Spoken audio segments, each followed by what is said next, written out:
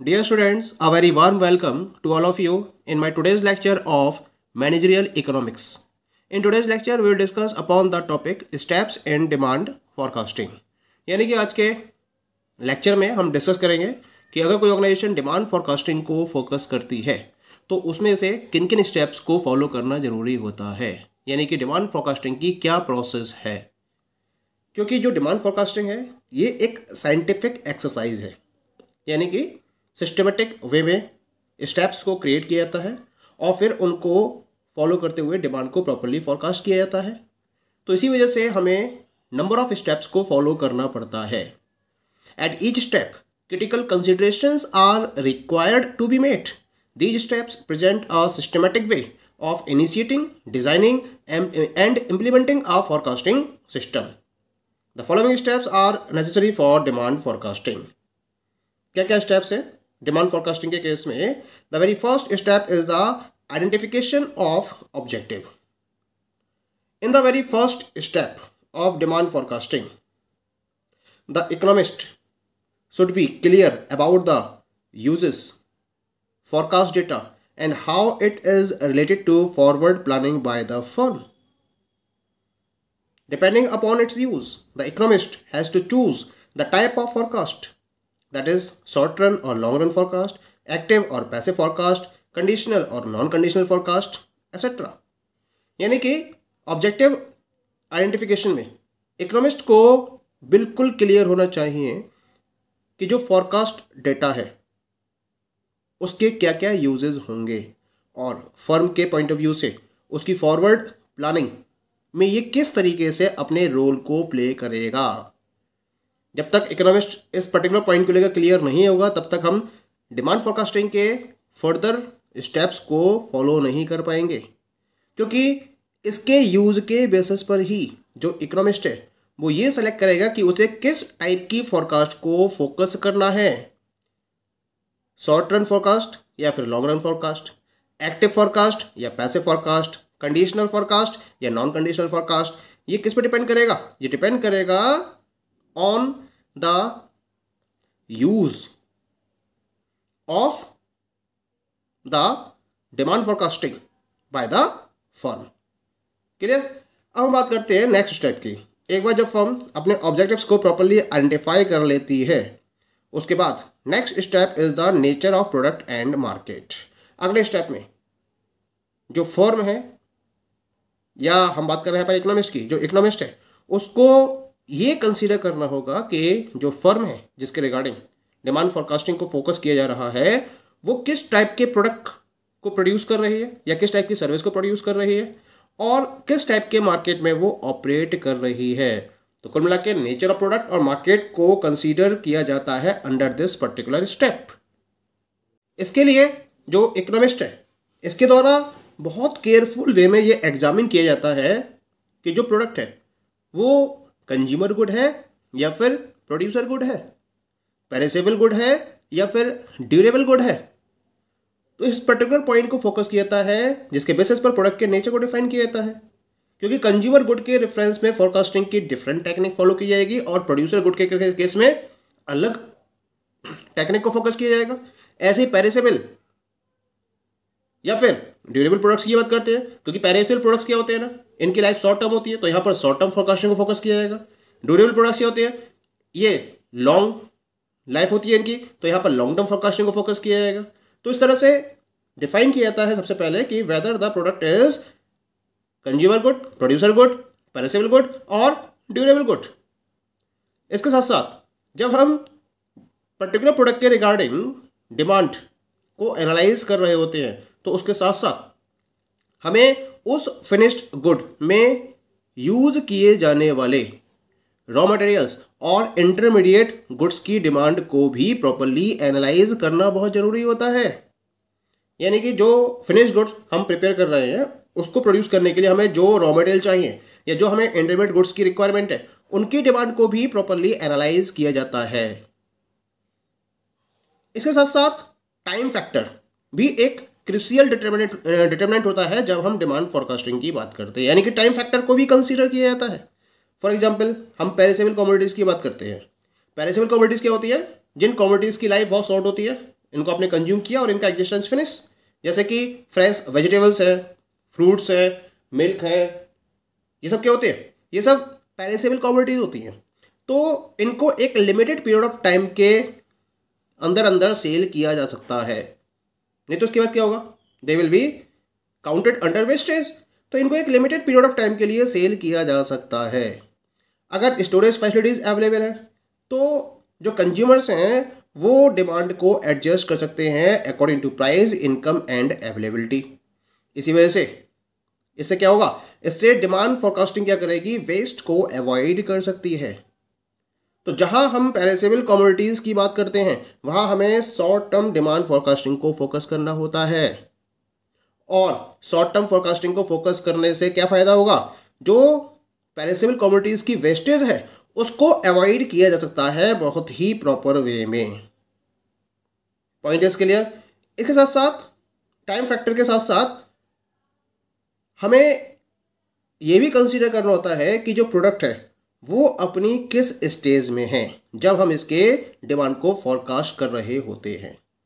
अब स्टेज कौन कौन सी होती हैं? इंट्रोडक्शन स्टेज है, ग्रोथ स्टेज है, मैच्योरिटी एंड सैचुरेशन स्टेज है, ऑब्सोल्यूशन एंड डिक्लाइन स्टेज है। ये टोटल 4 स्टेजेस होती हैं। जब हम बात करते हैं इंट्रोडक्शन स्टेज की तो ये प्रोडक्ट की स्टार्टिंग स्टेज होती है और यहाँ पर प्रोडक्ट की सेल बहुत कम होती है। ग्रोथ स्टेज की बात करेंगे तो यहाँ प्रोडक्ट की सेल लगातार इंक्रीज हो रही होती है, इस वजह से इसको हम ग्रोथ स्टेज का नाम देते हैं। मैच्योरिटी एंड सैचुरेशन का मतलब होता है यहाँ ऑर्गेनाइजेशन अपनी मैक्सिमम सेल को अचीव कर चुकी होती है। ये ऑर्गेनाइजेशन की मैक्सिमम सेल को प्रोडक्ट के रेफरेंस में डिफाइन कर रहा है। जो आपका मैच्योरिटी एंड सैचुरेशन स्टेज है और जो ऑब्सोल्यूशन और डिक्लाइन स्टेज है, यहाँ मतलब है कि जो प्रोडक्ट की सेल है वो लगातार डिक्रीज हो रही है। तो इस तरह से आपको ये भी फोकस करना होगा जब आप डिमांड को फोरकास्ट करेंगे किसी प्रोडक्ट के रेफरेंस में कि वो अपनी लाइफ साइकिल में किस स्टेज पर है। इंट्रोडक्शन स्टेज पर है, ग्रोथ स्टेज पर है, सैचुरेशन स्टेज पर है या फिर ऑब्सोल्यूशन स्टेज पर है। उसके बेसिस पर डिमांड को प्रॉपर्ली फोरकास्ट किया जाता है। एक और फैक्टर है इसमें, वो है nature of competition in the market. जिस मार्केट में ऑर्गेनाइजेशन या कंपनी वर्कआउट कर रही है या फर्म वर्कआउट कर रही है वो किस टाइप का मार्केट है, उस मार्केट में नेचर ऑफ कंपटीशन क्या है, whether it is a perfect market और इम्परफेक्ट मार्केट। इम्परफेक्ट मार्केट में भी मोनोपोली मार्केट है, मोनोपोलिस्टिक मार्केट है, ओलिगोपोली मार्केट है, इसको भी प्रॉपर्ली फोकस किया जाना जरूरी है क्योंकि डिमांड फोरकास्टिंग डिपेंड करेगी nature of competition in the market पर। ओके, तो ये सारे फैक्टर्स हैं जिनको प्रॉपर्ली फोकस किया जाता है under this particular stage. Now come to the next step, step number 3, and that is determinants of demand. यानी कि प्रोडक्ट के नेचर और मार्केट को डिफाइन करने के बाद, एनालाइज करने के बाद, now you are moving towards the determinants of demand. Depending on the nature of product and nature of forecast, different determinants will assume different degree of importance in different demand functions. In addition, it is important to consider socio-psychological determinants, especially demographic, sociological and psychological factors affecting the demand. यानी कि जब हम demand forecasting को focus करते हैं तो उसमें हमें क्या करना होता है? हमें डिमांड फंक्शन में ऑपरेट करने वाले डिफरेंट डिटरमिनेंट्स को भी प्रॉपर्ली एनालाइज करना होता है और ये डिपेंड करेगा upon the nature of the product and nature of forecast. हमारा प्रोडक्ट का नेचर क्या है और हमारी फोरकास्ट का नेचर क्या है, इस पर डिपेंड करेगा कि कौन कौन से डिटरमिनेंट्स को एनालाइज किया जाना चाहिए। क्योंकि जो डिफरेंट डिटरमिनेंट्स हैं उनकी जो डिग्री ऑफ इंपॉर्टेंस है वो डिफरेंट डिमांड फंक्शंस के अकॉर्डिंग डिफरेंट होती है। इसी वजह से हमें पहले ये देखना पड़ता है कि प्रोडक्ट का नेचर क्या है और फोरकास्ट का नेचर क्या है, उसके अकॉर्डिंग हम डिटरमिनेंट्स को कंसीडर करते हैं। लेकिन इसके साथ साथ सबसे इंपॉर्टेंट पॉइंट क्या है कि डिमांड फंक्शन के अंदर आने वाले डिफरेंट डिटरमिनेंट्स को भी तो आपको कंसीडर करना ही करना है, लेकिन इसके साथ साथ आपको सोशियो साइकोलॉजिकल डिटर्मिनेंट्स को भी प्रॉपर्ली कंसीडर करना होता है। और इन सोशियो साइकोलॉजिकल डिटर्मिनेंट्स में खासतौर से डेमोग्राफिक, सोशियोलॉजिकल और साइकोलॉजिकल फैक्टर्स जो डिमांड को अफेक्ट कर रहे हैं उनको प्रॉपर्ली कंसीडर किया जाना मस्ट है। क्लियर? एक बार आप डिटर्मिनेंट्स ऑफ डिमांड को प्रॉपर्ली कंसीडर कर लेते हो स्टेप 3 में, then you are moving towards the step number 4 and this is the analysis of factors. अब यहां पर आपको प्रॉपर्ली फैक्टर्स को एनालाइज करना है।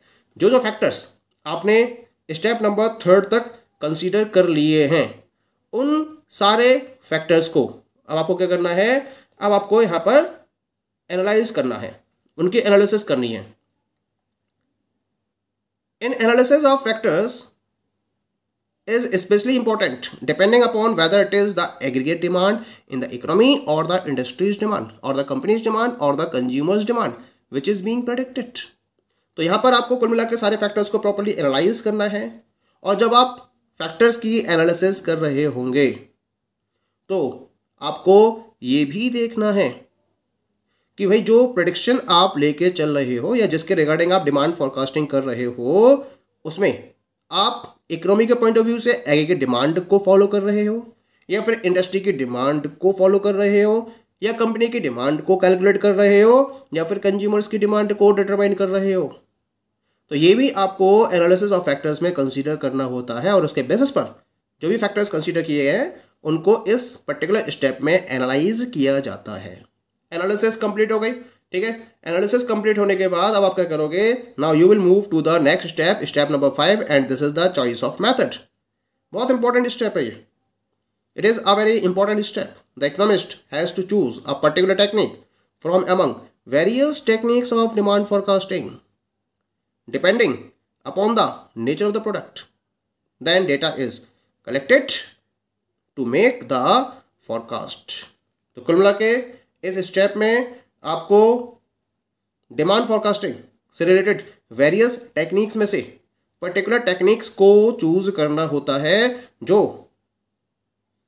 ऊपर दिए गए सारे स्टेप्स की कंडीशंस को फुलफिल कर रही हो, यानी कि मार्केट के नेचर को, प्रोडक्ट के नेचर को, डिटरमिनेंट्स ऑफ डिमांड को, इन सबको प्रॉपरली फुलफिल करते हुए जो टेक्निक कंप्लीट वे में अपनी उपस्थिति देती है, प्रेजेंस देती है, उस टेक्निक को फॉलो करके आप डिमांड फॉरकास्टिंग के प्रोसेस को आगे बढ़ाते हो।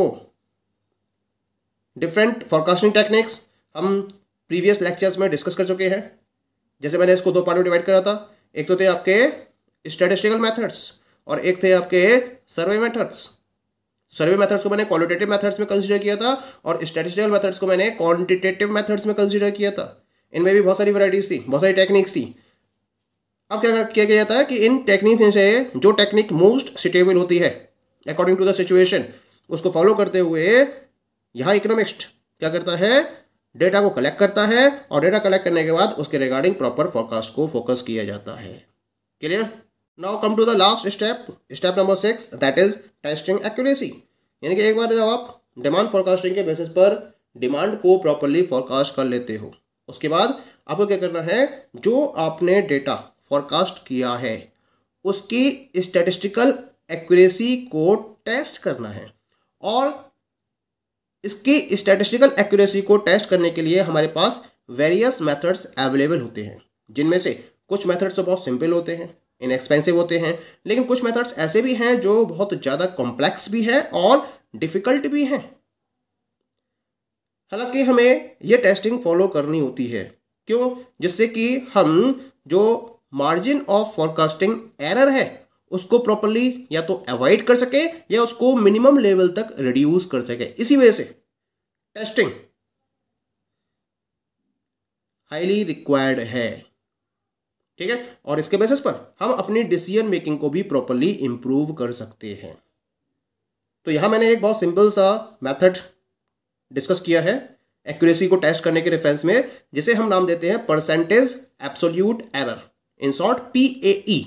ये वो मेथड है जिसके बेसिस पर हम प्रॉपर्ली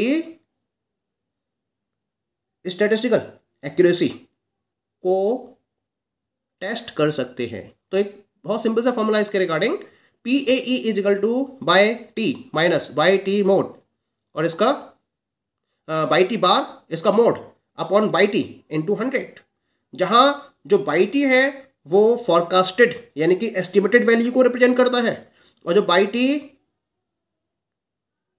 बार है वो रियलिस्टिक या फिर एक्चुअल या ट्रू वैल्यू को रिप्रेजेंट करता है। मान लीजिए कि एक एग्जांपल मैं ऐसे ही आपसे डिस्कस कर लेता हूँ, मुझे परसेंटेज एब्सोल्यूट एरर निकालनी है और बाई टी दे रखा है, मुझे एस्टिमेट किया गया डिमांड को 100 यूनिट्स, लेकिन जो रियलिस्टिक वैल्यू है वो आई 90 यूनिट्स की। तो यहाँ पर जो परसेंटेज एब्सोल्यूट एरर होगी वो कितनी होगी, 100 minus 90 upon 100 into 100, 10 upon 100 into 100 यानी कि 10%। तो यहाँ पर जो परसेंटेज एब्सोल्यूट एरर है वो 10% की है, यानी कि 90% तो आपकी फॉरकास्टेड वैल्यू करेक्ट है, लेकिन 10% का अभी भी डिफरेंस आ रहा है। ठीक है, तो इस तरीके से हम क्या कर सकते हैं, स्टैटिस्टिकल एक्यूरेसी को गिवन फॉरकास्ट में प्रॉपरली टेस्ट कर सकते हैं। Okay, so this is about the process of demand forecasting. Thank you.